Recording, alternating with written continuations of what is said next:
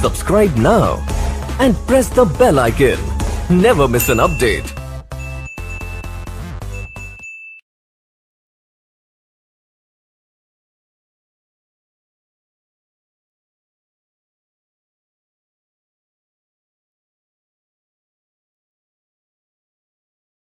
जी, आज के लेक्चर का आगाज़ करते हैं। सबसे पहले प्रीवियस लेक्चर में से कोई क्वेश्चन पूछना चाहते हो तो पूछ लीजिए। असाइनमेंट अगर आज के लेक्चर के एंड पे टाइम बचा तो असाइनमेंट एंड पे डिस्कस की जाएगी, वरना कल लेक्चर के स्टार्ट पे असाइनमेंट डिस्कस की जाएगी। ठीक है, कल जो हमारी असाइनमेंट है क्वेश्चंस है चैप्टर 20 के, आज के लेक्चर के एंड पे या इंशाल्लाह कल के लेक्चर के स्टार्ट पे डिस्कस की जाएगी। फिलहाल चैप्टर 21 जो हमारा चल रहा है, इसमें कोई भी क्वेश्चन पूछना चाहते हो अभी तक के कंसेप्ट्स में से पूछ सकते हैं। जी मैं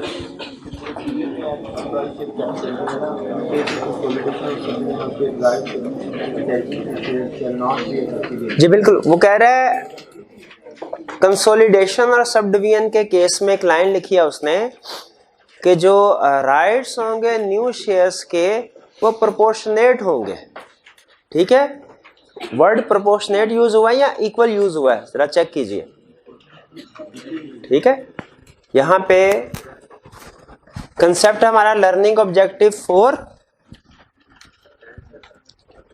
और लर्निंग ऑब्जेक्टिव 4 में जो प्रोसीजर है इसमें फोर्थ पॉइंट है, कह रहा है इन केस ऑफ कंसोलिडेशन और sub division of shares rights attaching to shares shall not be affected in any way and new share shall rank equally with the existing shares।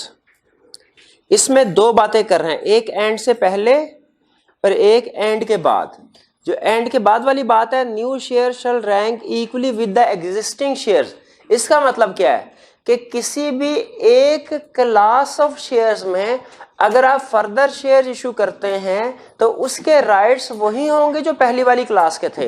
यानी एक ही class के अंदर आप डिफरेंट शेयर्स, डिफरेंट राइट्स जो है वो नहीं बना सकते शेयर्स के। एक डिफरेंट क्लासेस बना के उनके राइट्स डिफरेंट बना सकते हैं, लेकिन एक ही क्लास के अंदर जितने भी शेयर्स होंगे उनके राइट्स एक जैसे होंगे, उनमें डिफरेंस नहीं होगा। ये बात समझ आई? ठीक है, यानी अगर हमने क्लास ए के शेयर्स इशू किए, क्लास बी के शेयर इशू किए, क्लास ए के शेयर्स के राइट्स डिफरेंट हो सकते हैं, बी के राइट्स डिफरेंट हो सकते हैं। लेकिन अगर क्लास ए के शेयर्स इशू किए और उसके बाद क्लास ए के ही फर्दर शेयर इशू किए, तो जो पहले के इशूड शेयर है और जो बाद वाले शेयर इशू किया, इनमें फर्क नहीं होगा राइट्स में। यही कह रहा है कि जो न्यू शेयर्स हैं वो एग्जिस्टिंग शेयर के इक्वल होंगे, उनमें किसी किस्म की वेरिएशन नहीं की जा सकती। ये बात समझ आ गई? अगली बात वो क्या जी जी नहीं, ये मैंने आपसे कहा दो कंसेप्ट उसने बताए हैं। कंसोलिडेशन, ये जो एंड से पहले वाला है ये तो कंसोलिडेशन और सब डिवीजन से रिलेट कर रहा है। जो एंड के बाद वाला है ये कंसोलिडेशन और सब डिवीजन से रिलेट नहीं कर रहा, ये तो क्लासेस से रिलेट कर रहा है ना। अब कंसोलिडेशन और सब डिवीजन वाली बात सुनिए, कह रहा है rights attaching to share shall not be affected in any way. इसका मतलब क्या हुआ shall not be affected in any way? फर्ज कीजिए पहले हमारे शेयर्स थे 10 रुपए पर शेयर, जो पहले था। कंसोलिडेशन करके हमने टोटल शेयर्स की तादाद कम कर ली और अब हमारे शेयर्स हो गए 100 रुपीज का एक शेयर। पहले एक शेयर कितने का था? 10 रुपए का। कंसोलिडेशन की, अब कितने का हो गया? मुझे बताइए, अब इस वाले 100 रुपीज वाले शेयर होल्डर के पास 10 रुपए वाले राइट होने चाहिए या 100 रुपए वाले? 100 रुपए वाले। कहता है ये इक्वल नहीं होंगे। ठीक है, ये आपने राइट्स को अफेक्ट नहीं करना। यानी पहले अगर हमने फेस पेड अप वैल्यू के मुताबिक राइट्स देने हैं उनको, ये नहीं कि उसे कहे भैया पहले भी तुम्हारे पास एक शेयर था, अब भी तुम्हारे पास एक शेयर है, तो तुम्हारे पास तो जो है वो सिर्फ एक, पहले भी एक वोट की पावर थी, अब भी एक वोट की पावर है। कहता है ऐसे नहीं, पहले अगर उसके पास 10 रुपए के 10 शेयर्स थे और उसके पास 10 वोट की पावर थी, अब अगर आपने उसके शेयर्स को कर दिया 100 रुपए का एक, तो अब आपको उसको एक शेयर एक ही है, लेकिन अब उसको 10 वोट की पावर देनी पड़ेगी। ठीक है, मतलब इंसाफ तो यही है ना कि पहले यही कह रहा है कि आप उसके राइट्स को इफेक्ट ना करें। ये ना हो कि आपने कंसोलिडेशन या सब डिवीजन की और बैठे बैठे उसके राइट्स जो है वो इंक्रीज या डिक्रीज हो गए। राइट्स सेम होने चाहिए वैसे जैसे पहले थे। और ये सेम कैसे होंगे कि पहले आप अगर जिस पेड अप वैल्यू के मुताबिक उसे वोटिंग राइट्स दिए थे, कंसोलिडेशन या सब डिवीजन के बाद उसी पेड अप वैल्यू के लिहाज से उसको राइट्स दीजिए। शेयर्स की फेस वैल्यू के लिहाज से जो है, नंबर ऑफ शेयर्स के लिहाज से नहीं, पेड अप वैल्यू के लिहाज से। यानी पहले अगर उसके पास 10 शेयर्स थे, 10 वोटिंग पावर, अब उसके पास एक शेयर है, तो अब भी उसके पास वोटिंग पावर 10 ही की होनी चाहिए। क्योंकि उस बेचारे का क्या, देखिए सब डिवीजन और कंसोलिडेशन में शेयर होल्डर का तो कोई कसूर नहीं है, ये तो डायरेक्टर्स ने फैसला किया है ना। तो उनके जो पावर्स हैं, उनके जो राइट्स हैं, वो तो अनअफेक्टेड होने चाहिए इस डिसीजन से। भाई ये बात समझ आई कि नहीं आई? तो मुझे बताइए, अगर कंपनी के 100 रुपए के जो है फेस वैल्यू थी, एक शेयर की फेस वैल्यू थी 100 रुपए, डिसाइड ये किया कि इसको सब डिवाइड कर दिया जाए। अब उन्होंने 10-10 रुपया फेस वैल्यू कर दी और लोगों से कहा जिसके पास 100 रुपए का एक शेयर है वो हमारे पास आए और हमसे 10 शेयर ले जाए 10-10 रुपए वाले। सब डिवीजन इसी चीज का नाम है। एक शेयर होल्डर आया और 10 शेयर, एक शेयर वापस किया और 10 शेयर लेके चला गया और कहने लगा पहले तो मेरे पास एक शेयर था, एक वोट की अथॉरिटी थी, अब मेरे पास 10 शेयर्स हैं, अब तो मैं 10 वोट कास्ट करूंगा। बताइए क्या बैठे बिठाए इसके राइट्स बढ़ जाने चाहिए? राइट्स अनअफेक्टेड रहने चाहिए। इसका मतलब क्या होगा, अब भी इसके पास राइट्स पावर उतनी ही होगी जितनी पहले थी, क्योंकि राइट्स और पावर जो है वो एक्चुअली पेड अप वैल्यू के लिहाज से डिसाइड होते हैं। कंसोलिडेशन और सब डिवीजन आपके राइट्स को अफेक्ट नहीं करेगा। आती बात समझ में? और कोई क्वेश्चन? जी, क्वेश्चन नंबर 10। क्वेश्चन नंबर 10 में कह रहा है Sega limited SL a listed company has 2 classes of ordinary shares, that is class A and class B. 2 classes हैं, class A class B. In order to attract foreign investor the directors intend to issue a new class of ordinary share that is class C with no voting rights. Class C के कोई voting rights नहीं। मुझे बताइए क्या different classes के different rights हो सकते हैं? क्या कोई ऐसी क्लास भी हो सकती है जिसके नो राइट्स एट ऑल हो? बिल्कुल हो सकती है। कहते हैं currently SL's memorandum and articles of association do not contain such class of shares. Currently memorandum और आर्टिकल में इस तरह की कोई क्लास नहीं है। अच्छा, वैसे उसने लफ्ज दोनों इस्तेमाल कर लिए, मेमोरेंडम और आर्टिकल, लेकिन मुझे सोच के बताइए क्लासेस कहाँ होती हैं? आर्टिकल्स में। और हर क्लास के साथ जो राइट्स अटैच होते हैं ये कहाँ होते हैं? ये भी आर्टिकल्स में। ठीक है, वो कह रहे हैं do not contain under the provisions of company act 2017 briefly describe the step which the director should take prior to issuance of class C shares. कह रहा है procedure for issuance of shares is not required. वो कहता है share issue करने का procedure ना बता दीजिएगा, मुझे सिर्फ इतना बताइए कि मेमोरेंडम और आर्टिकल्स वगैरह में क्या अल्टरेशन हो सकते हैं। क्लास सी के शेयर इशू करने हैं। अब मुझे ये बताइए कि क्या क्लास सी के शेयर जो इशू करने हैं, ठीक है, इसके लिए मेमोरेंडम की अल्टरेशन की जरूरत है क्या? नहीं, इसमें आर्टिकल्स की अल्टरेशन की जरूरत है। और आर्टिकल्स की अल्टरेशन कैसे की जाएगी? स्पेशल रेजोल्यूशन के जरिए से, और रजिस्ट्रार को इंटीमेट कर दिया जाएगा। ये इसका सब। इसके मार्क्स बहुत ज्यादा है। इस कंसेप्ट में से जब लर्निंग ऑब्जेक्टिव 4 में से आईकैप क्वेश्चन पूछता है तो इसके मार्क्स उसने ज्यादा एलोकेट किए होते हैं। इससे पहले भी एक क्वेश्चन उसने पूछा, उसमें भी मार्क्स ज्यादा थे। ठीक है, हालांकि जो इस लर्निंग ऑब्जेक्टिव में से जो मैक्सिमम स्टेप्स बनते हैं कि आपने फर्ज कीजिए शेयर कैपिटल की अल्टरेशन करनी है, तो उसके मैक्सिमम जो स्टेप होते हैं वो हमारे procedures are condition to alter the authorise share capital ये है। ठीक है, मैक्सिमम 4 है। इसका मतलब है मैक्स ज्यादा से ज्यादा उसे 4 नंबर के साथ ये क्वेश्चन पूछना चाहिए। लेकिन इससे पहले भी उसने एक क्वेश्चन पूछा, उसमें भी प्रोसीजर यही थे मैक्सिमम 4, लेकिन उसने मार्क्स जो थे वो 6 या 7 नंबर के साथ पूछ लेता है। तो अगर इस तरह की सिचुएशन हो, आपसे पूछे प्रोसीजर बताइए कि ऑथोराइज शेयर कैपिटल की अल्टरेशन कैसे कर सकते हैं, और मार्क्स अगर हो 3 या 4 तो आपने सिर्फ प्रोसीजर बताना है। लेकिन अगर मार्क्स 6 या 7 हो तो आपने प्रोसीजर के साथ ऊपर जो ways in which authorise share capital में भी ये भी डिस्कस करना होगा। हालांकि असूली तौर पे जब वो हमें कहता है प्रोसीजर बताइए, तो इस प्रोसीजर में सिर्फ हमारे नीचे वाले स्टेप्स आते हैं। लेकिन अगर मार्क्स ज्यादा हो तो मजबूरन हमें क्या करना पड़ेगा, ऊपर वाले वो वेज जो हैं वो भी इंक्लूड करने पड़ेंगे। भाई ये समझ आई बात आप जी? तो ये जहन में रखिएगा, प्रोसीजर्स 4 हैं, लेकिन एग्जामिनर हो सकता है ज्यादा मार्क्स के साथ क्वेश्चन पूछे। इस लर्निंग ऑब्जेक्टिव में एग्जाम पॉइंट ऑफ व्यू से सबसे अहम चीज यही है कि प्रोसीजर 4 है, लेकिन हो सकता है कि मार्क्स वो ज्यादा एलोकेट कर ले। उस सूरत में हमें ऊपर वाले भी लिखने पड़ेंगे जी। और कोई क्वेश्चन? जी जी बिल्कुल नहीं, यहाँ पे ये बेसिकली ये अल्टरेशन इन मेमोरेंडम जो है उसका जो क्वेश्चन असूली तौर पे नहीं बनता, क्योंकि क्लासेस जो हैं वो आर्टिकल्स में आती है।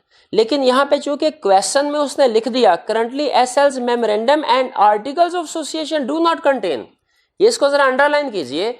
उसने रिक्वायरमेंट में मेमोरेंडम का वर्ड भी यूज किया, आर्टिकल्स का भी वर्ड यूज किया।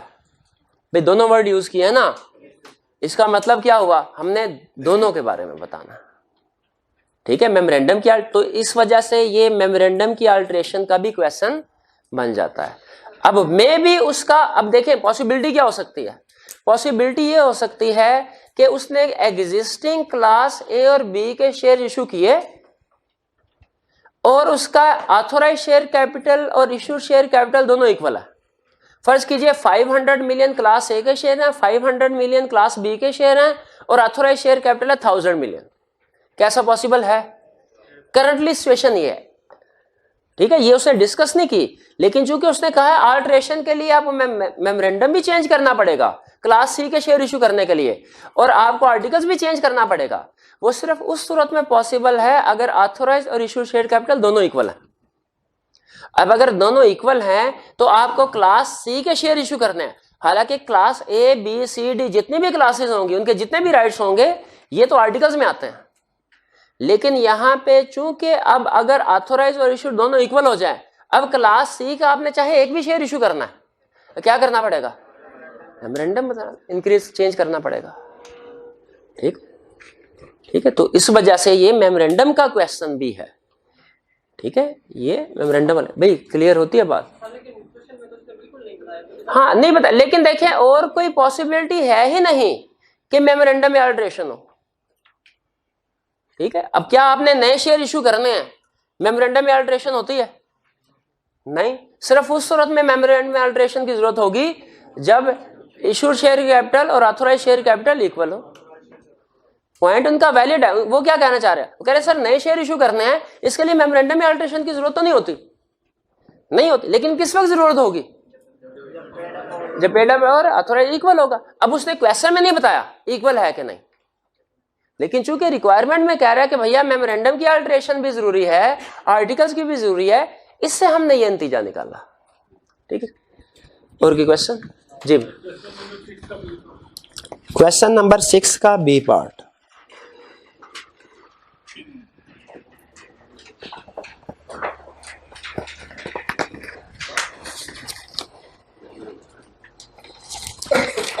क्वेश्चन नंबर 6 का B part, what variations are possible with regard to the rights and privileges of different classes of share holder. कह रहा है different classes of share holders के राइट्स में किस किस्म के वेरिएशंस पॉसिबल हो सकते हैं। देखिए हम उनके वोटिंग राइट्स को वेरी कर सकते हैं, हम उनके राइट टू रिसीव डिविडेंड को वेरी कर सकते हैं, हम उनके right to receive right share bonus shares को वेरी कर सकते हैं, और अगर प्रेफरेंस शेयर का केस है तो हम उनके accumulation of dividend, conversion of preference share into ordinary share, इनको वेरी कर सकते हैं, रिडेम्पशन, ये राइट्स वेरी कर सकते हैं, ठीक। आई कैप का क्वेश्चन बैंक में क्वेश्चन भी है जिसमें वो 1 नंबर के साथ पूछता है कि variation in share holder right से क्या मुराद है। तो हमने कहा जो शेयर होल्डर के राइट्स हैं इनको किसी भी तरीके से आप इंक्रीज या डिक्रीज करें, ये variation in share holder right कहलाएगी। ठीक है जी। तो शेयर होल्डर के राइट्स क्या क्या मेरे भाई? वोटिंग राइट्स है, right to receive and attend AGM है, बिल्कुल राइट शेयर, बोनस शेयर के राइट्स। जी जी।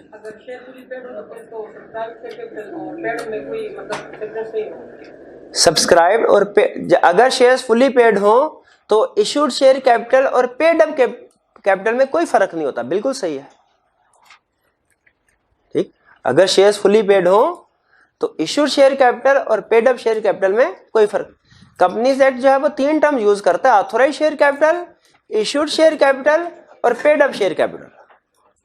ठीक है, ऑथोराइज तो टोटल जो रजिस्टर करवाया है, इशूड शेयर कैपिटल वो जो जनरल पब्लिक को इशू कर चुके हैं, पेड अप जो इशूड शेयर कैपिटल के अगेंस्ट में जितने पैसे हैं। तो अगर शेयर्स आपके फुली पेड हैं तो इशूड और पेड अप दोनों हमेशा इक्वल होंगे। जी, और कोई क्वेश्चन? जी, question number 7, nature of preference share. Nature कोई लीगल टर्म नहीं है, वो जनरल सेंस में इसको बता रहा है कि बताइए प्रेफरेंस शेयर्स क्या होते हैं, हम उसकी डेफिनेशन दे सकते हैं उसको, प्रेफरेंस शेयर ऑर्डिनरी शेयर। जी मेरे भाई आप question 3rd part, main characteristics of shares. हाँ जी, मेन कैरेक्टरिस्टिक्स ऑफ शेयर्स क्या होते हैं? कैरेक्टरिस्टिक्स शेयर की खसूसियात क्या होती हैं? देखें, ये एक फॉर्म ऑफ प्रॉपर्टी है, ट्रांसफरेबल, इररिडीमेबल है। ठीक है, ये इसके कैरेक्टरिस्टिक्स हैं, ट्रांसफरेबल, इररिडीमेबल और फॉर्म ऑफ प्रॉपर्टी है, यानी इसके साथ एसेट्स या लायबिलिटीज अटैच होते हैं। ये इसकी कैरेक्टरिस्टिक्स है।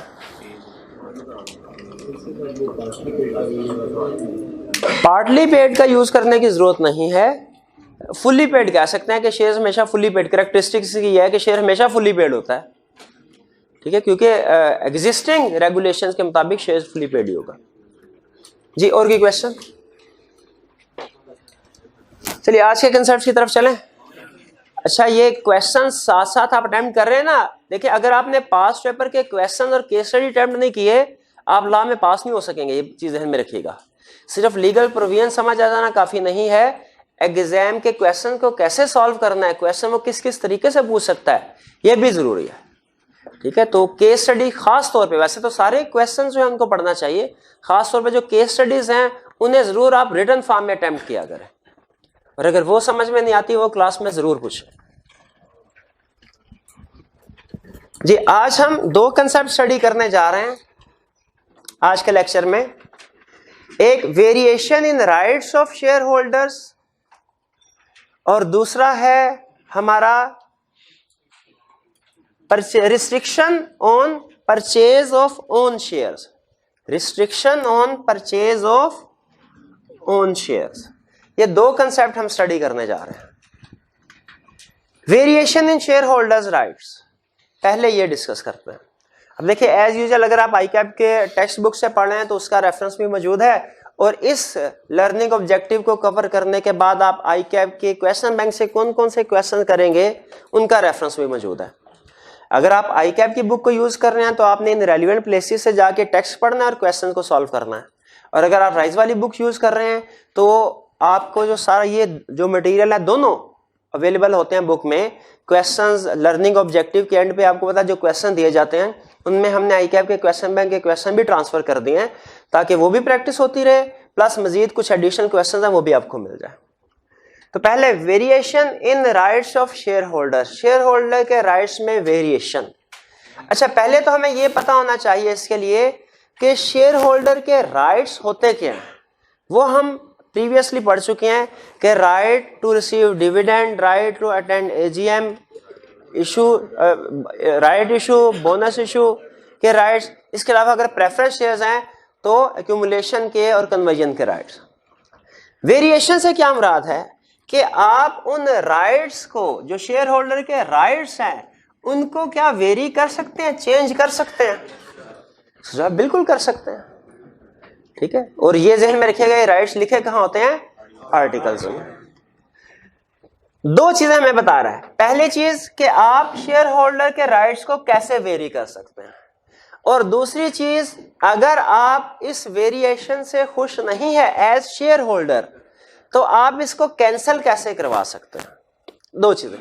एक चीज ध्यान में रखिएगा, अगर डिफरेंट क्लासेस ऑफ शेयर्स हैं और आप किसी भी एक क्लास के शेयर्स को के राइट्स को वेरी करते हैं तो ये 100% कंफर्म है कि दूसरी कोई ना कोई दूसरी क्लास के शेयर होल्डर्स जरूर इफेक्ट होंगे।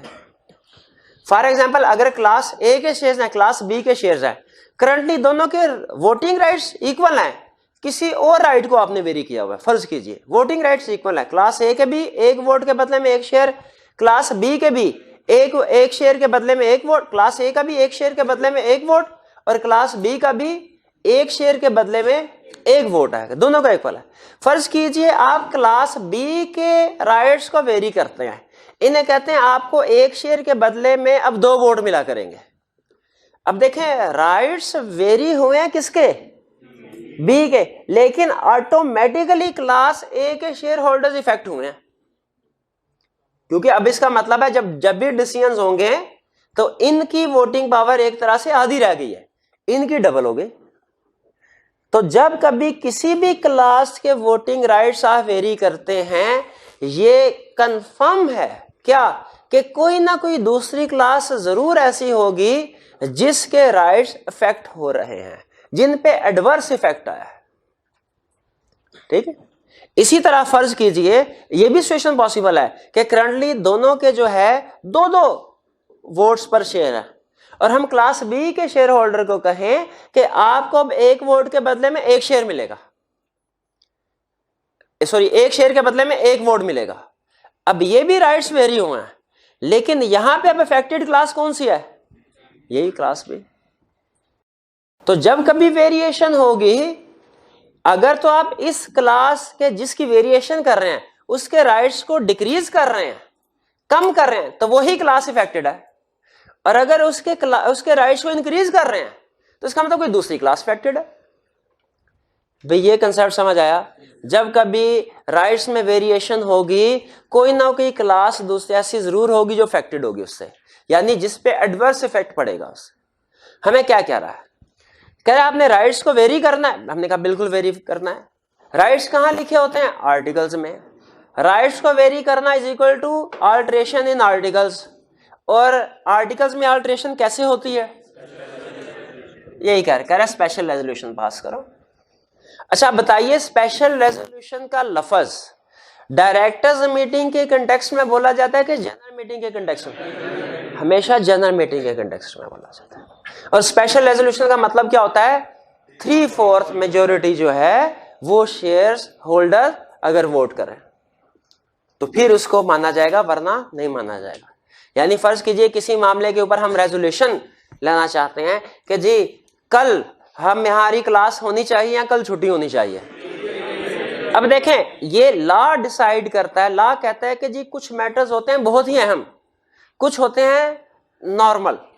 जो नॉर्मल रूटीन के मैटर्स हैं उनको डिसाइड करने के लिए सिंपल मेजोरिटी चाहिए, और ऐसे मैटर्स जो कि ज्यादा अहम होते हैं उनके लिए सिंपल मेजोरिटी यानी 51% मेजोरिटी नहीं चाहिए, बल्कि 3/4 यानी 75% या उससे ज्यादा चाहिए। अब ये हमारा फैसला नहीं है कि किस मैटर के ऊपर सिंपल रेजोल्यूशन, किस पे ऑर्डिनरी, किस पे स्पेशल रेजोल्यूशन।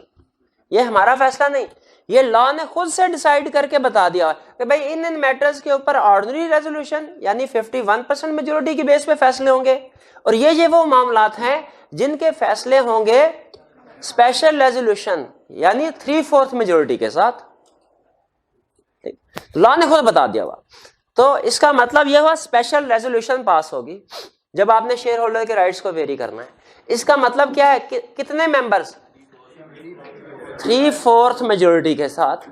अच्छा अगर 2 क्लासेस हैं, क्लास ए और क्लास बी, तो मुझे बताइए क्लास ए की 3/4 क्लास बी की 3/4 के दोनों को इकट्ठा करके 3/4, दोनों को इकट्ठा करके 3/4, ठीक है, दोनों को इकट्ठा करके 3/4 जो बनेगा उसके मुताबिक स्पेशल रेजोल्यूशन पास हो जाएगी। ये बात समझ आ गई। ये स्पेशल रेजोल्यूशन पास हो रही है एग्रीगेट बेसिस पे दोनों के। जैसे हमारे लॉ के पेपर में मुझे बताइए, कंपनी लॉ के भी 50 मार्क्स हैं, मर्केंटाइल लॉ के भी 50 मार्क्स हैं, तो हमने जो पासिंग मार्क्स लेने हैं वो दोनों में से कम 25 लेने हैं या कि एग्रीगेट करके लेने हैं? एग्रीगेट करके लेना। ठीक है भाई, इसमें आसानी है ना हमारे लिए कि हो सकता है हमारा कंपनी लॉ बहुत, फॉर एग्जांपल, बहुत स्ट्रांग है, मर्केंटाइल लॉ जरा वीक है, तो हम कंपनी लॉ में ज्यादा मार्क्स लेके कंपनी लॉ में हम 30 मार्क्स ले सकते हैं और फिर मर्केंटाइल लॉ में 20 मार्क्स ले लेंगे, पास हो जाएंगे। ये हमारे लिए बेनिफिशियल है। उसी तरह लॉ ने जब इतना कहा कि क्लास ए और क्लास बी हैं दोनों में, उसने ये नहीं कहा कि दोनों की लहदा स्पेशल रेजोल्यूशन पास करो, उनका सबको इकट्ठे बैठा के तो वोटिंग करा लो, स्पेशल रेजोल्यूशन पास हो गई। लेकिन फिर उसने कहा कि जो अफेक्टेड क्लास है, जो कौन सी क्लास है? अफेक्टेड क्लास है, इसके भी 3/4 मेजोरिटी को अलहदा से अप्रूवल लो, इसकी भी 3/4 मेजोरिटी से अलहदा अप्रूवल लो। फर्ज कीजिए, मैं यूं ही मिसाल दे रहा हूं, मतलब और कोई ऑब्जेक्टिव नहीं। फर्ज कीजिए पाकिस्तान में कोई कानून पास होना है, हमारे जो कम्युनिटी है, क्रिश्चियन कम्युनिटी है, इसके बारे में, ठीक है, फॉर एग्जांपल। अब मुझे बताइए, असेंबली जो कानून बनाने वाले लोग बैठे हैं उधर, ठीक है, उनमें मुस्लिम भी है, नॉन मुस्लिम भी है। फर्ज कीजिए कि नॉन मुस्लिम के बारे में हमने रेगुलेशन पास करने हैं। अब बताइए, रूल ये है कि जब रूल तब पास की जाएगी रेजोल्यूशन जब मेजोरिटी ऑफ मेंबर जो है वो उसके लिए यस का वोट करेंगे। अब मेजोरिटी ऑफ मेंबर ने यस का वोट कर दिया, खुद बताइए क्या ज्यादा मेजोरिटी तो मुस्लिम्स की है, क्या मुस्लिम्स के यस करने से कोई रेगुले इंसाफ का क्या तकाजा है? क्या नॉन मुस्लिम के ऊपर कोई रेगुलेशन अप्लाई कर देनी चाहिए जब तक के इफेक्टेड क्लास भी अप्रूवल ना दे? ठीक है, उसी तरह उन्होंने कहा अगर आपकी डिफरेंट क्लासेस हैं, चलो जनरल रूल के मुताबिक स्पेशल रेजोल्यूशन तो पास कर दो, लेकिन उसके बाद उन्होंने कहा इफेक्टेड क्लास कौन सा है? जिनके राइट्स कम और जिनको नुकसान पहुंच रहा है, उनकी भी अप्रूवल लीजिए, उनकी भी अप्रूवल लीजिए। 3/4 भाई, बात समझ आई? पहले 3/4 जो है स्पेशल रेजोल्यूशन जो है वो ओवरऑल की एग्रीगेट बेसिस पे, फिर बाकियों को लैदा कर दिया। जिस क्लास के राइट्स अफेक्ट हो रहे हैं, अफेक्ट से मुराद जिनके डिक्रीज हो रहे हैं, जो मुतासिर जदगान है, उनकी भी 3/4 की अप्रूवल है, उनकी भी 3/4 की अप्रूवल। अब बताइए ये लॉजिकल है कि नहीं? ये 3/4 वाली बात बिल्कुल होनी चाहिए, बिल्कुल होनी चाहिए। तो इसलिए उन्होंने कहा कि आप शेयर होल्डर के राइट्स को कैसे वेरी कर सकते हैं? स्पेशल रेजोल्यूशन के जरिए से, और 3/4 मेजोरिटी किसकी? अफेक्टेड क्लास की। अच्छा, लेकिन यहां पे ध्यान में रखिएगा, क्या अभी भी पॉसिबल है कि इसमें से जो 1/4 यानी 25% है उन्हें इख्तलाफ हो? अच्छा, अगर उन्हें इख्तलाफ है तो असूली तौर पे ये माइनर सा इशू है, इसके ऊपर कोई बहुत ज्यादा इस इशू को उठाना नहीं चाहिए। लेकिन बाज़ औक़ात ऐसा भी होता है कि 100 लोग हैं ना, उनमें से 98 बंदे कुछ और बात कर रहे हैं, 2 बंदे कुछ और बात कर रहे हैं, और वो 2 लोगों की बात ठीक हो। ऐसे है ना, हो सकता है कि नहीं हो सकता ऐसे बाज़ औक़ात? तो क्या पॉसिबल है कि स्पेशल रेजोल्यूशन पास हो गई? गौर से सुनिएगा, स्पेशल रेजोल्यूशन पास हो गई, 3/4 जो अफेक्टेड मेंबर्स हैं, अफेक्टेड क्लास, उनके भी 3/4 ने अप्रूवल दे दी, लेकिन 1/4 जो है वो इससे एग्री नहीं करते, तो मे भी उनका मौक़िफ़ ठीक हो, मे भी ठीक हो, मे भी ठीक ना हो। लॉ ने उनके लिए भी एक रास्ता रखा हुआ है कि अगर आपको लगता है कि रेजोल्यूशन पास करने में कोई 2 नंबरी की गई है, आपको पूरे हकायक से आगाह नहीं किया गया, और जानबूझ के रेजोल्यूशन सिर्फ इसलिए पास की गई है ताकि आप पहुंचे, तो लॉ तो कहता है कि अगर एक बंदे को भी नुकसान पहुंचे तो वो भी गलत बात है। इसलिए उन्होंने कहा आप हमारे पास आ जाए कोर्ट में। कौन लोग आ जाएं? अफेक्टेड क्लास के वो लोग जो एग्री नहीं करते। कहता है कितने आए? 10%।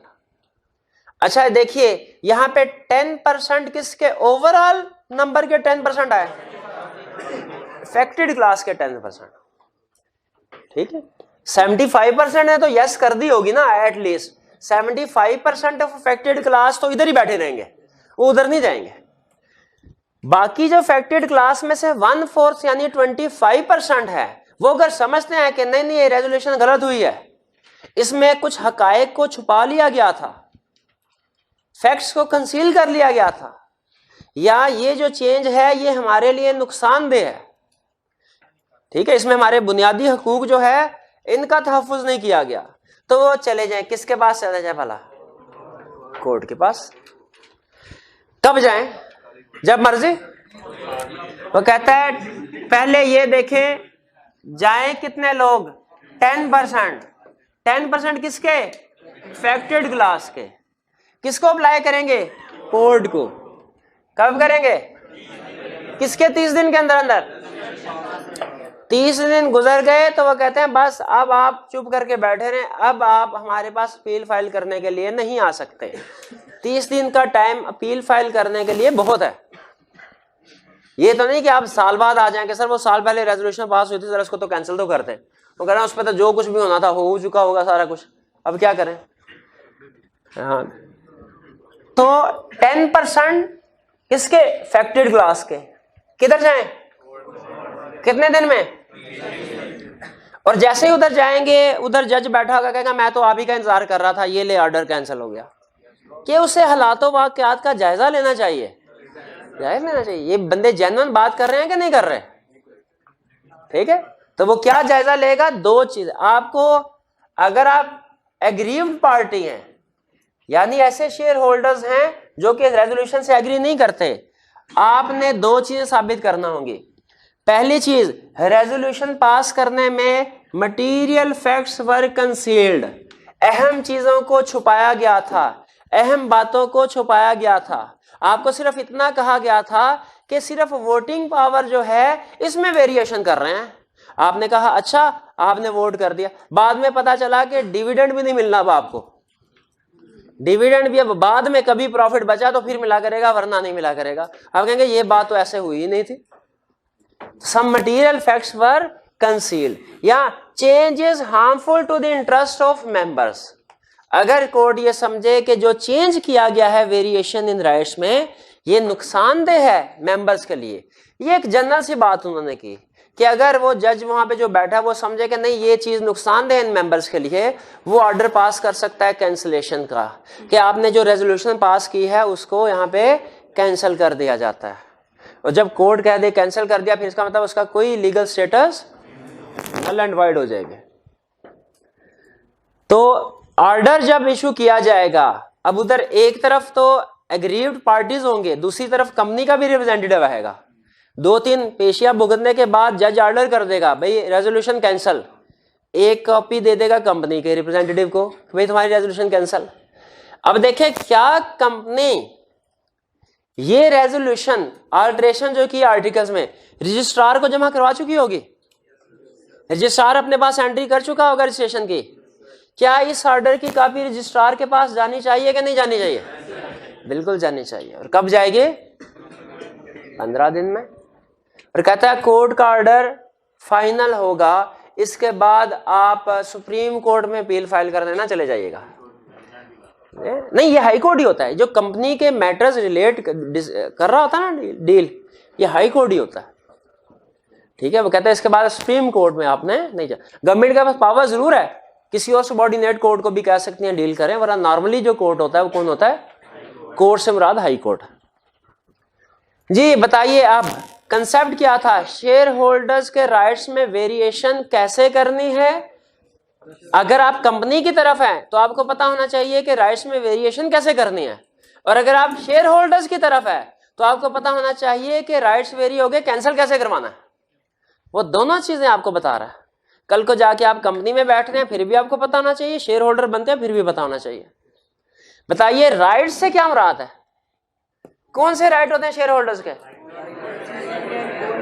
डिविडेंड का, बोनस शेयर्स का, right to receive and attend AGM, voting का। बिल्कुल। वेरिएशन से क्या मुराद है? इंक्रीज भी कर सकते हैं डिक्रीज भी कर सकते हैं। अगर क्लास ए के राइट्स इंक्रीज किए गए तो बी इफेक्टेड क्लास हो जाएगी। अगर क्लास ए के राइट्स जो है वो डिक्रीज किए गए तो ये इफेक्टेड खुद इफेक्टेड क्लास होगी। अच्छा, कैसे वेरिएशन की जा सकती है शेयर होल्डर के राइट्स की? प्लस ये याद रखें, यहां पे अल्टरेशन यहां पे हो रही है, नॉर्मल अल्टरेशन भी हमने सीखी आर्टिकल, वहां सिर्फ स्पेशल रेजोल्यूशन की बात करते थे। यहां पे 3/4 मेजोरिटी की बात भी लाजमी करनी है। इफेक्टेड क्लास के 3/4 भी लाजमी बात करनी है। और फिर हो गई अल्टरेशन, वेरिएशन हो गई। अगर आप एग्री नहीं करते, किधर जाना है हमने? कोर्ट में। कब जाना है?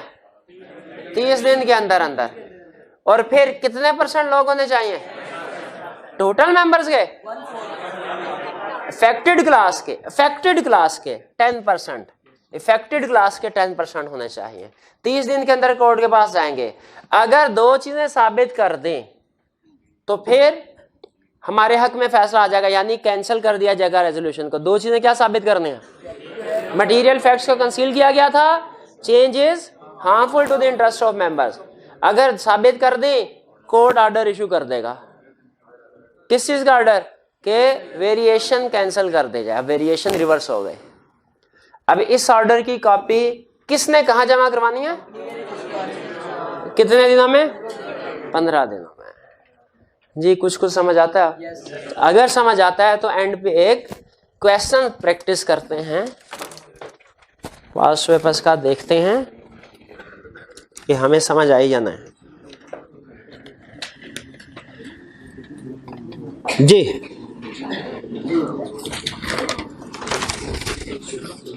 आई कैप का क्वेश्चन बैंक है 103, इसके बाद 102 और 100।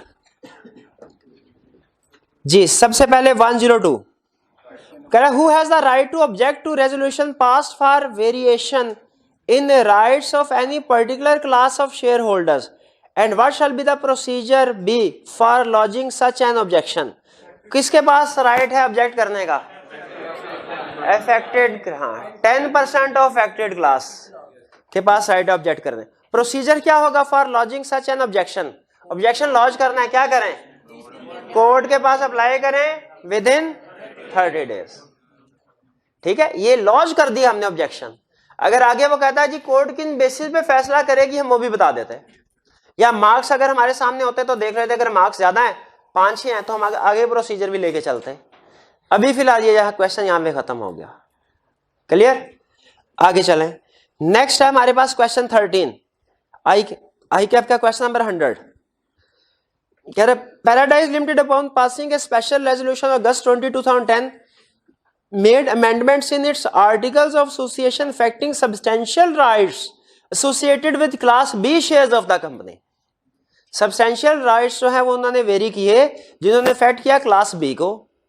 फ्यू एग्रीव्ड शेयर होल्डर, देखिए जानबूझ के उसने परसेंटेज नहीं बताई क्योंकि परसेंटेज वो हमसे रिक्वायर करेगा कि हम उसे मेंशन करें।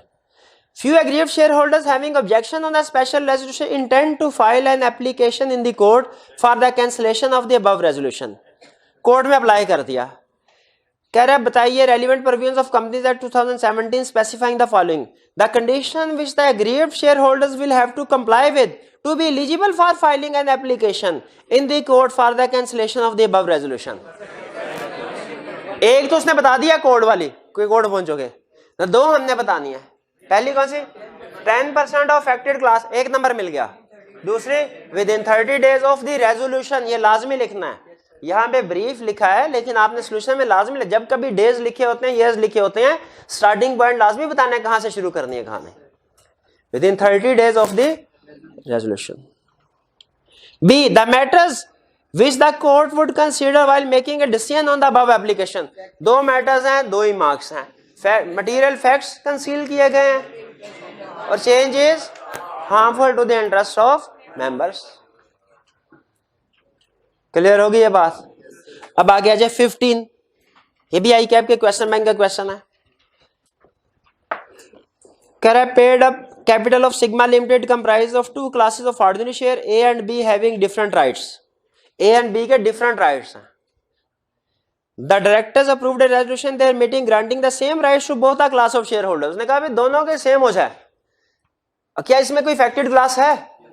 जिसके पहले राइट्स ज्यादा थे वो अफेक्टेड क्लास हो गई ना, जिसके अभी राइट्स कम है वो तो अफेक्टेड क्लास, जिसके अभी पहले राइट्स कम थे वो तो अफेक्टेड क्लास नहीं ना होगी, वो तो खुश होगी कि बराबर हो गया। Later, the members in general meeting approve the resolution by altering the articles of association to give effect to the variation in rights of shareholder। वो कह रहा है बाद में मेंबर्स ने जनरल मीटिंग में अप्रूवल भी दे दी। Under the provisions of Company Act 2017, what do you understand by variation of shareholders right? Increase भी हो सकते हैं, उसको डिक्रीज भी किया जा सकता है। आगे राइट्स की एक दो एग्जांपल भी दे दीजिए, जैसे वोटिंग राइट्स, जैसे right to attend AGM. Small group of members holding class A shares is objecting to the variation in their rights.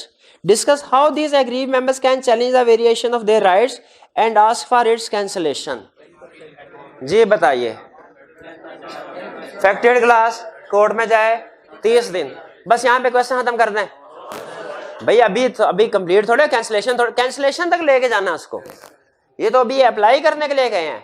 अब ऑर्डर आया कोर्ट का, दो चीजें, क्या मटेरियल फैक्ट्स, क्या यहाँ पे खत्म कर दें?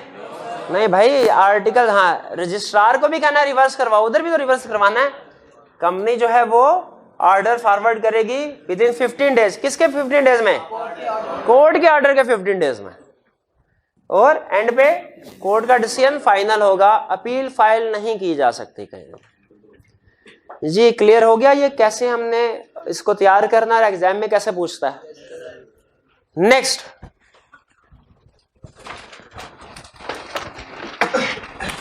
आई कैप का फेवरेट, अच्छा ये भी फेवरेट है, दोनों आज का लेक्चर समझ लीजिए मोस्ट इंपोर्टेंट, अभी तक के जितने भी लॉ के लेक्चर्स हैं उनमें से most important exam point of view से। वो क्लियर? आगे चलते हैं। Restriction on purchase of on shares, restriction on purchase of on share. मैंने भाई से कहा भैया 100 रुपये उधार तो दो मुझे। कहने लगा नहीं मेरे पास तो सिर्फ 80 रुपये हैं। मैंने कहा चलो 80 रुपये ही दे दो, 20 रुपये उधार रहे कल दे देना। घूम गया, ये कौन सी ट्रांजैक्शन हो रही है? यानी कि मैं पैसे दे के भी देनदार हूं। कुछ कंप्लेक्स होगी ना ट्रांजैक्शन। अच्छा मुझे ये बताइए, मैंने अगर फर्ज कीजिए मैं एक कंपनी हूं, मैंने शेयर इशू किए, शेयर होल्डर से 1000 रुपया लिया और उन्हें 1000 रुपये के शेयर इशू कर दिए। एंट्री क्या पास की? कैश डेबिट 1000 रुपये से शेयर कैपिटल क्रेडिट 1000 रुपये। ये सिस्टम समझते जाइएगा ताकि इसके पीछे कंसेप्ट क्या है वो पता चले। कैश डेबिट क्रेडिट 1000 रुपये से। हफ्ते के बाद मैंने उन शेयर होल्डर से फिर जाके कहा भैया शेयर बेचने हैं, फर्स्ट कीजिए उन्हें पैसों की जरूरत है। उनका बिल्कुल बेचने हैं। मैंने कहा लाओ ये लो 1000 रुपया, शेयर वापस ले आओ। मुझे एंट्री क्या करनी चाहिए वैसे? Share capital debit cash credit, मैंने ये एंट्री नहीं की। जरा गौर से देखा मैंने एंट्री क्या की, इन्वेस्टमेंट डेबिट कैश क्रेडिट। अब देखे इकोनॉमिकली देखे ट्रांजैक्शन कुछ भी नहीं हुआ, 1 रुपया ना किसी ने यूटिलाइज किया ना इससे कोई फायदा उठाया। लेकिन कंपनी की बैलेंस शीट में एक तरफ एसेट्स पड़े हैं 1000 रुपए के, दूसरी तरफ शेयर कैपिटल 1000 रुपए का। इनफैक्ट कंपनी के हाथ वैसे ही खाली है जैसे उस वक्त थे जब वो इनकॉर्पोरेट हुई। अब बताइए क्या ऐसे होना चाहिए? अगर इसकी इजाजत दे दी जाए फिर तो बैठे बिठाए कंपनीज की इन्वेस्टमेंट खरबों में पहुंच जाए और उनका कैपिटल भी खरबों में पहुंच जाए। बैठे पहले शेयर इशू कर लें, बाद में उन्हीं को खरीद लें, फिर इशू करें फिर उन्हीं को खरीद लें। 2 बंदों को बिठा दें इसी काम के लिए कि भैया हम आपको शेयर इशू करते जाएंगे, आपको पैसे ही साथ पैसे देंगे, शेयर लेंगे, फिर उसके बाद शेयर देंगे, पैसे लेंगे, ये साइकिल चलता रहेगा और कुछ भी नहीं होगा। बैलेंस शीट एसेट कैपिटल बढ़ता रहेगा। क्या इसकी इजाजत होनी चाहिए? इसीलिए लॉ ने 2 हरफी बात की। पहले 2 हरफी बात सुने, उन्होंने कहा एक कंपनी अपने शेयर्स खुद परचेज नहीं कर सकती। एक कंपनी अपने शेयर्स खुद परचेज, लॉजिकल प्रोविजन है कि नहीं? फिर उन्होंने कहा अच्छा ठहर जाओ 1 मिनट, अपने शेयर्स भी नहीं परचेज कर सकती, होल्डिंग कंपनी के शेयर भी नहीं परचेज कर सकते। ये ना होल्डिंग कंपनी कहे अच्छा मैं अपने शेयर परचेज नहीं कर सकती, सब्सिडरी है, मेरा कहना मानती है, इसको मैं कहता हूं अब वही ट्रांजैक्शन जो है वो सब्सिडी के थ्रू हो रही है। तो उन्होंने क्या कहा, कोई भी कंपनी शेयर्स भी खुद परचेज नहीं कर सकती, अपनी होल्डिंग कंपनी के शेयर्स भी खुद परचेज नहीं कर सकती। फिर बताइए प्रोविजन क्या है, कोई भी कंपनी अपने शेयर खुद परचेज, होल्डिंग कंपनी के शेयर्स भी नहीं परचेज कर सकती। और आपको पता है कि जिस, समझाने के लिए मिसाल दे रहा हूं कि जिस बंदे ने अगर कोई करप्शन करनी हो तो मुझे बताइए क्या वो अपने नाम से करता है, प्रॉपर्टी अपने नाम से बनाया? बिल्कुल भी नहीं, वो तो अपने फैमिली मेंबर रिश्तेदारों के नाम पे बनाएगा ना। भाई इस तरह होता है कि नहीं, नॉर्मल एग्जांपल दे रहा हूं, किसी तरफ ना माइंड लेके जाओ, ठीक है, जनरल एग्जांपल है। तो मुझे बताइए कंपनी ने कहा अच्छा मुझे, लॉ में हमेशा लॉ मेकर्स में और लॉ ब्रेकर्स में एक जंग लगी रहती है। लॉ ब्रेकर्स की कोशिश होती है कि कानून में कोई ना कोई ऐसा चोर रास्ता निकाल लें कि हमारा काम, लूप होल निकालें ऐसा कि हमारा काम चलता रहे। और लॉ मेकर्स होते हैं, उनकी कोशिश होती है अच्छा इस प्रोविजन को, ये अब लूप होल है इसको बंद करने के लिए उन्होंने कोई और प्रोविजन ऐड कर देते हैं। इससे होता क्या, लॉ कम्प्लेक्स से कम्प्लेक्स होता जाता है। अगर लोग ईमानदार होते ना, 2 नंबरी तलाश करने की कोशिश ना करते, तो दुनिया का सबसे आसान सब्जेक्ट होता लॉ। लेकिन जैसे जैसे लोग वो करप्शन के रास्ते और उसमें 2 नंबरी के रास्ते ढूंढते हैं, वैसे वैसे लॉ कम्प्लेक्स होता जाता है। वो किसी चीज की कभी एक्सेप्शन लिखते हैं, फिर उस एक्सेप्शन की भी एक्सेप्शन लिख देते हैं, ठीक है। और आपको पता है एग्जाम में, एग्जाम पॉइंट ऑफ व्यू से मेन रूल जो है जनरल पर वो ज्यादा है कि एक्सेप्शन? एक्सेप्शन ज्यादा है।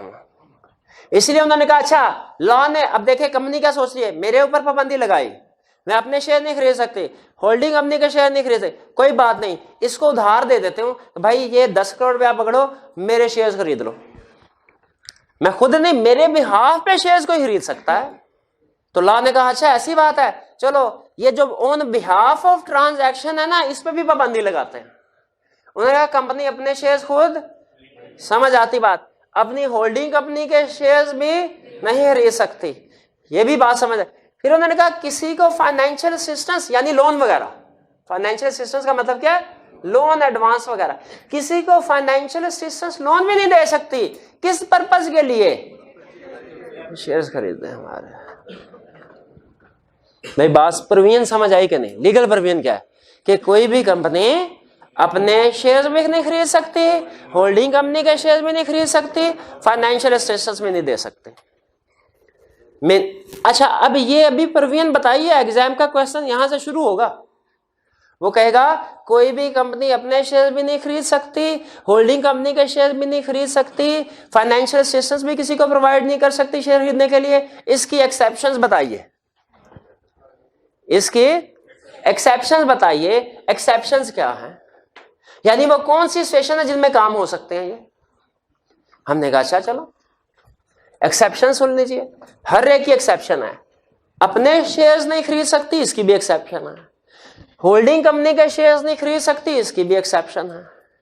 फाइनेंशियल असिस्टेंस प्रोवाइड नहीं कर सकते, इसकी भी एक्सेप्शन है। पहले सबसे आसान, कोई भी कंपनी अपने शेयर्स नहीं खरीद सकती, लेकिन एक लिस्टेड कंपनी अपने शेयर्स बायबैक कर सकती है। लिस्टेड कंपनी अपने शेयर्स बायबैक कर खरीद सकती है। अच्छा इसके बाद वो साइलेंट है हमारी किताब, बाद वाला कंसेप्ट एडवांस है, लेकिन अगला कंसेप्ट आपको बता देता हूं ताकि पता चल जाए इजाजत दी क्यों। खरीद सकती है, लेकिन जब खरीदेगी तो उसकी एंट्री क्या पास करेगी कि share capital debit cash credit. Investment को डेबिट नहीं करेगी। उन्होंने कहा वो शेयर करे तो फिर कैंसिल कर देगी। Listed company can buy back it's shares. ठीक है, आगे बात लिखी नहीं हुई, लेकिन अगली बात क्या है कि जब बाय बैक करेगी तो वो उसको कैंसिल कर देगी एज अलहदा इन्वेस्टमेंट। ये पता चले वही चीज शेयर कैपिटल में भी आ रही है और वही चीज इन्वेस्टमेंट में भी आ रही है। ऐसे थोड़ी होता है। ये तो अपने अकाउंटिंग में पढ़ा होगा ना, कॉन्ट्रा कर देते हैं हम। एक ही बंदे से रिसीवेबल भी हो पेएबल भी हो, वो कॉन्ट्रा, वो कहता है कॉन्ट्रा करो इसको भैया, फिर खरीद सकते हो वरना नहीं। भी इतनी बात समझ आई आपको? चलिए इसको मैं लगा रहा हूं टिक। तो मेन प्रोविजन क्या थे कि लिस्टेड के कोई भी कंपनी अपने शेयर्स भी नहीं खरीद सकती, होल्डिंग कंपनी के शेयर्स भी नहीं खरीद सकती, फाइनेंशियल असिस्टेंस भी प्रोवाइड नहीं कर सकती। अभी जो है हमने क्या किया, एक्सेप्शन सीखी, किसकी? अपने शेयर्स नहीं खरीद सकती। आगे चलते हैं, होल्डिंग कंपनी के शेयर्स भी नहीं खरीद सकती। कहते हैं इसकी भी एक्सेप्शन है। एक्सेप्शन इधर मेरे भाई, एक्सेप्शन कितनी एक्सेप्शन है? 3 एक्सेप्शन है। पहला, यानी वो सिचुएशन जिसमें होल्डिंग कंपनी सब्सिडरी के शेयर खरीद सकती है। एक्सेप्शन का मतलब क्या हुआ? लीगल प्रोविजन क्या है कि कोई भी कंपनी अपनी होल्डिंग कंपनी के शेयर्स नहीं खरीद सकती। एक्सेप्शन का मतलब क्या है? वो सिचुएशन जिनमें कोई कंपनी होल्डिंग कंपनी के शेयर्स खरीद सकती है। 3 exception, as broker, as trustee, operation of law. Operation of law का मतलब कोर्ट ऑर्डर कर दे। भाई कोर्ट ऑर्डर कर दे, वो जो मर्जी कहे, हमने तो उसको चैलेंज करना ही नहीं है ना। ऑपरेशन ऑफ लॉ का मतलब क्या? कोर्ट ऑर्डर कर दे। तो आपको पता है कोर्ट ऑर्डर करते हैं, हम दूसरी बात ही नहीं करते भाई क्यों किया, वो तो पूछते हैं, हम कहते हैं ठीक है कोर्ट कह दे तो फिर ठीक है करो, परचेज कर लो। ब्रोकर का मतलब क्या है? ट्रस्टी का मतलब क्या है? ब्रोकर कौन होता है वाला? स्टॉक एक्सचेंज में बंदा बैठा हुआ है, उसका काम क्या है? पूरा दिन स्टॉक एक्सचेंज में सारे शेयर में नजर रखता है, जिस कंपनी का शेयर्स ऊपर, और लोगों के पैसे लेके आता है। जैसे आपको स्टॉक मार्केट का कुछ पता है? नहीं पता, मुझे भी नहीं पता। लेकिन फर्ज कीजिए आपके पास पैसे हैं, आप कहते हो स्टॉक एक्सचेंज के उतार चढ़ाव से जो कीमत प्रॉफिट और मेरा भी उसमें हिस्सा है, मैं भी स्टॉक एक्सचेंज में इन्वेस्टमेंट करूं। कर सकते हैं, बिल्कुल कर सकते हैं। कैसे कर सकते हैं? ब्रोकर के जरिए। ब्रोकर क्या होता है? ब्रोकर इंडिविजुअल भी होते हैं, ब्रोकर कंपनीज भी होती हैं। वो क्या करते हैं? वो ब्रोकर बैठा होता है, जैसे में रखिएगा ब्रोकर इंडिविजुअल भी है, ब्रोकर कंपनी भी है। वो बैठा होगा स्टॉक एक्सचेंज में, जिस कंपनी के शेयर ऊपर जाएंगे उसको बेच देगा, जिसके शेयर की प्राइस नीचे जाएगी उसको, जब शेयर की प्राइस कम है बाय करता है, शेयर की प्राइस ज्यादा हो और जो डिफरेंस होता है उन लोगों में बांट देता है जिन्होंने पैसे दिए होते हैं उसको प्रॉफिट। इसका सिस्टम समझ आया ब्रोकर का? ब्रोकर क्या करता है? पैसे लेता है, मार्केट में जिन शेयर की प्राइस कम होती है उन्हें, जब शेयर की प्राइस ऊपर जाती है प्रॉफिट बांट देता है। अब मुझे ये बताइए, ब्रोकर है, कंपनी है, उसे पता चला मेरी होल्डिंग कंपनी के शेयर बढ़ रहे हैं, क्या वो शेयर्स खरीद सकता है? लॉ ने उसे कहा खरीद लो भैया, लेकिन कहा कि कसम है तुम्हें, तुमने सिर्फ प्रॉफिट पर्पस के लिए इसको खरीदना है कि जैसे ही शेयर प्राइस ऊपर गई तुम बेच के निकल जाओगे। तुमने इस पर्पस के लिए नहीं खरीदना, होल्डिंग कंपनी के शेयर्स हम खरीदेंगे और फिर इन जैसे होल्डिंग कंपनी वाले लोग हमारी कंपनी की मैनेजमेंट में मीटिंग्स में आते हैं, हम इनकी मीटिंग में जाएंगे, हम वोटिंग राइट्स एक्सरसाइज करेंगे। लॉ कहता है भैया ब्रोकर हो, ब्रोकर ही रहो, मैनेजर बनने की कोशिश ना करो। भैया ऐसे है ना, ब्रोकर का काम क्या है? बाइंग एंड सेलिंग बस। कहता है बाइंग सेलिंग के लिए होल्डिंग, अगर ब्रोकर हो बाइंग सेलिंग के लिए परचेज कर लो। तुमने आगे अगर मीटिंग में जाके वोटिंग राइट्स एक्सरसाइज करने की कोशिश की, उसकी इजाजत नहीं है। ब्रोकर समझ आ गया?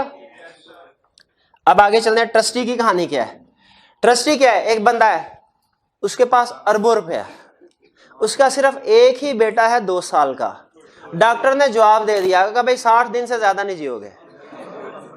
अब बताइए अरबों रुपया कैसे अपने बेटे के को ट्रांसफर करें? क्या भी दे दे उसे पता नहीं। कोई कहेगा भैया ये छोटा सा खिलौना है, ये 10 अरब रुपए दे दो, ये खिलौना ले लो। वो कहेगा अभी लेके आओ, मुझे ये खिलौना चाहिए। बच्चे को क्या पता?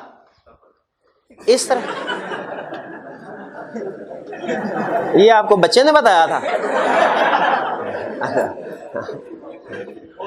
जी सुन लें, तो उस सूरत में किया क्या जाता है? सुन लें, इस सूरत में किसी ईमानदार आदमी को बुलाया जाता है, जो कि आजकल दुनिया में, इसीलिए आदमी की बजाय कुछ कंपनीज भी ये काम करती हैं। कंपनीज को बुलाया जाता है, कंपनी आदमी इंडिविजुअल कोई भी हो सकता है। उसे कहा जाता है कि ये मेरा जो 20 अरब रुपया तुम अपने पास रखो, इसको जब मेरा बेटा बड़ा हो जाएगा तो तुमने ये इसको ट्रांसफर कर देना है। लेकिन सिर्फ इतना नहीं, ये ना हो कि जब 15, 16, 17 साल बाद ये बड़ा हो तब तक इस 20 अरब की कीमत जो वैल्यू है वो कम हो जाए। तो तुम ऐसा करो, इसकी आई चलाई करते रहना 20 अरब की, कोई ना कोई काम इससे चलाते रहो ताकि ये बढ़ता रहे।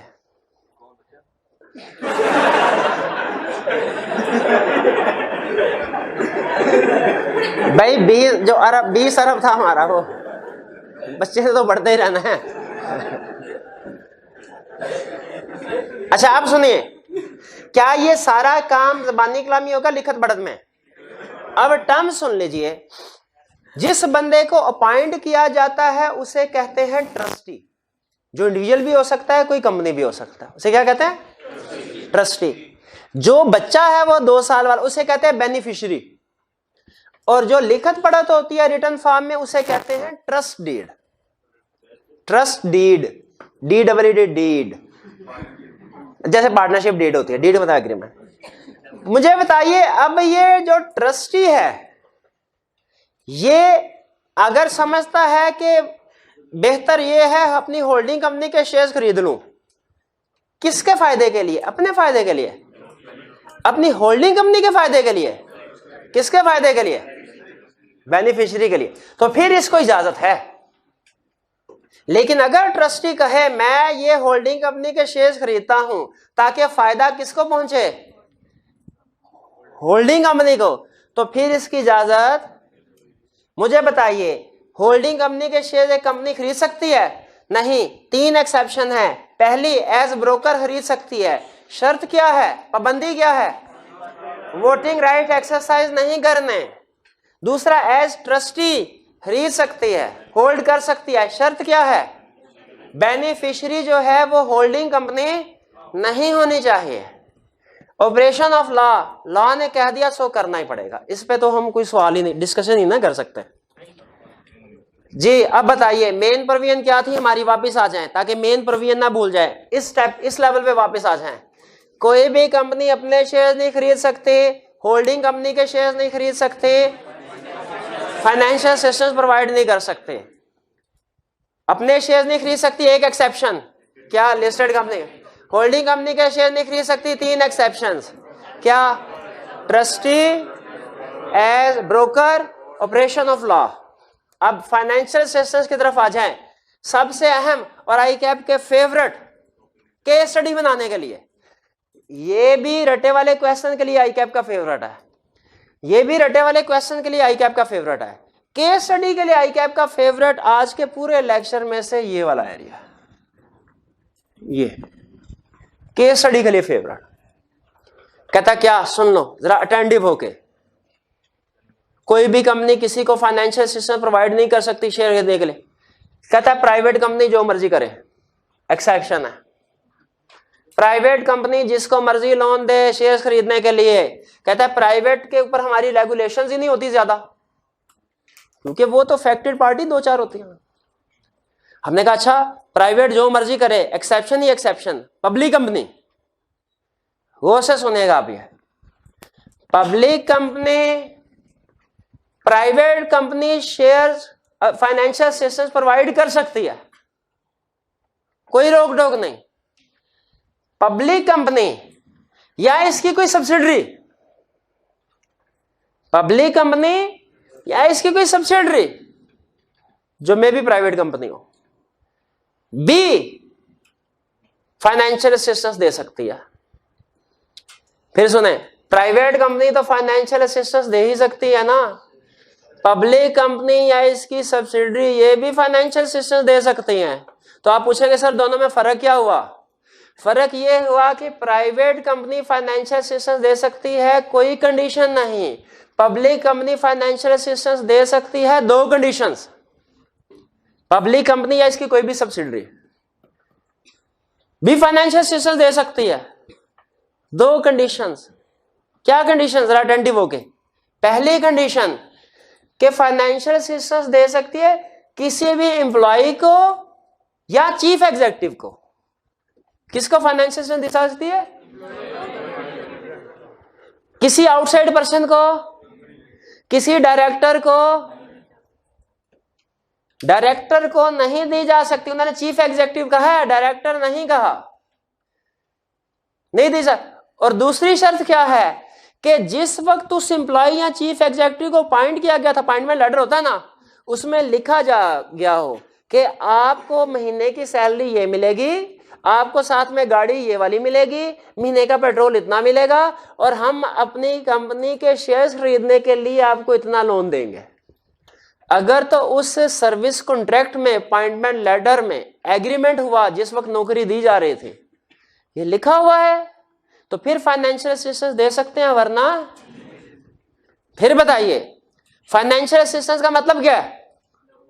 लोन देना। क्या एक कंपनी फाइनेंशियल असिस्टेंस प्रोवाइड कर सकती है? जनरल रूल है कि नहीं कर सकती। एक्सेप्शन क्या है? पहली एक्सेप्शन, प्राइवेट कंपनी कर सकती है, पब्लिक कंपनी या उसकी कोई प्राइवेट सब्सिडरी वो भी। तो दोनों में फर्क क्या हुआ? पब्लिक कंपनी या उसकी सब्सिडी की दो कंडीशन है। क्या? लोन किसको देना है? यहां चीफ एग्जीक्यूटिव को, डायरेक्टर्स को नहीं। और दूसरी क्या है? सर्विस कॉन्ट्रैक्ट में लिखा हो कि आपको लोन दिया जाएगा। ये नहीं कि बाद में एक्स्ट्रा फेवर के तौर पे दिया जाए, नहीं नहीं भाई, बात समझ आई है।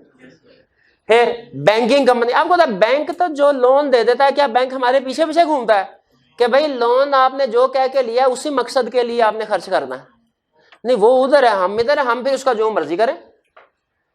तो बैंकिंग कंपनी तो कंट्रोल कर ही नहीं सकती थी ना इस चीज को, इसलिए उन्होंने कहा इनका तो पर्पज यही है, तो इनका जो लोन लेने वाला है वो फिर जो मर्जी करे, एक्सेप्शन।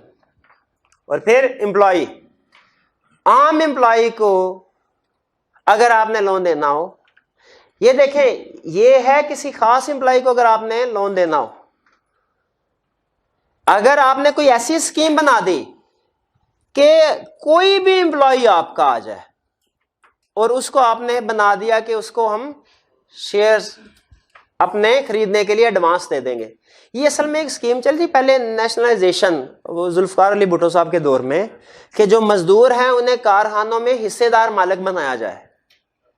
ठीक है, ये कंसेप्ट आया था। उन्होंने कहा अच्छा हिस्सेदार तो बनाया जाए, वो मजदूर बेचारे के पास अपना घर का चूल्हा चलाने के लिए पैसे बड़ी मुश्किल से होते हैं, तो वो शेयर्स कैसे खरीदेगा? उन्होंने कहा मजे की बात, आपको शेयर्स भी देंगे, आपको शेयर्स खरीदने के लिए कर्जा भी देंगे। उसके लिए बाकायदा स्कीम बनी कि उसमें एंटाइटलमेंट होती थी कि कितने साल आपकी सर्विस हो जानी चाहिए, फिर उस पोजीशन के लिहाज से कितने पोजीशन वाला कितने शेयर खरीद सकता, उस डिटेल में हम नहीं जाते। सिंपल कंसेप्ट, अगर आपने किसी अप्रूव्ड स्कीम के मुताबिक अपने एम्प्लॉयज को लोन दिया ताकि वो शेयर खरीद सके, इसकी इजाजत है। कुछ समझ आई बात की? नहीं, भूल गया सारा कुछ, फिर से मुझे बताइए। अब इधर नहीं देखना, मुझे बताइए जनरल प्रोविजन क्या है? क्या एक कंपनी अपने शेयर्स खुद खरीद सकती है? वो कहता है नहीं, कंपनी अपने शेयर्स खुद भी नहीं खरीद सकती, होल्डिंग कंपनी के शेयर्स भी नहीं खरीद सकती, फाइनेंशियल असिस्टेंस भी प्रोवाइड नहीं कर सकते किसी को भी। एक्सेप्शंस क्या है? हमने कहा लो, 3 रूल्स आगे 3 ही एक्सेप्शन हर एक ही लाता था। पहला रूल क्या था? कोई भी कंपनी अपने शेयर्स, एक्सेप्शन क्या है? लिस्टेड कंपनी बायबैक कर सकते हैं शेयर को। दूसरा रूल क्या था? कोई भी कंपनी अपनी होल्डिंग कंपनी के शेयर्स नहीं खरीद सकती। एक्सेप्शंस क्या है? एज ब्रोकर, शर्त क्या है? शर्त ब्रोकर की शर्त क्या है? वोटिंग राइट्स एक्सरसाइज नहीं करने। एज ट्रस्टी खरीद सकते हैं होल्डिंग कंपनी के शेयर, शर्त क्या है? कि बेनिफिशियरी होल्डिंग कंपनी ना हो। और तीसरा ऑपरेशन ऑफ लॉ। फिर इसके बाद तीसरा रूल, किसी को फाइनेंशियल असिस्टेंस भी प्रोवाइड नहीं कर सकती अपने शेयर खरीदने के लिए, यानी लोन वगैरह। इसकी एक्सेप्शंस क्या है?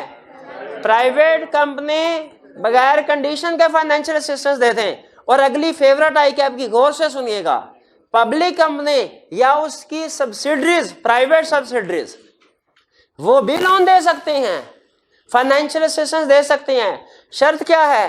असिस्टेंस किसको देनी है? एम्प्लॉय या चीफ एग्जीक्यूटिव को? डायरेक्टर ना हो, चीफ एग्जीक्यूटिव अपॉइंटमेंट से पहले डायरेक्टर ना हो, डायरेक्टर्स को नहीं देना। और दूसरी चीज, सर्विस कॉन्ट्रैक्ट में लिखा हो शुरू में कि आपको असिस्टेंस दी जाएगी। और फिर इसके बाद बैंकिंग कंपनी और to any employ through approved scheme. आखिरी क्वेश्चन, सही बता दिया इसका मतलब आज का लेक्चर समझ आ गया, गलत बताया इसका मतलब है कुछ नहीं सीखा। एक प्राइवेट कंपनी है जो पब्लिक कंपनी की सब्सिडरी है, बताइए लोन दे सकती है कि नहीं? कंडीशंस के साथ के विदाउट कंडीशन? फिर बताइए, एक प्राइवेट कंपनी जो पब्लिक कंपनी की सब्सिडरी है, पहले वाला केस लगेगा कि दूसरे वाला? करेक्ट। तो आज का लेक्चर यहाँ पे खत्म करते हैं।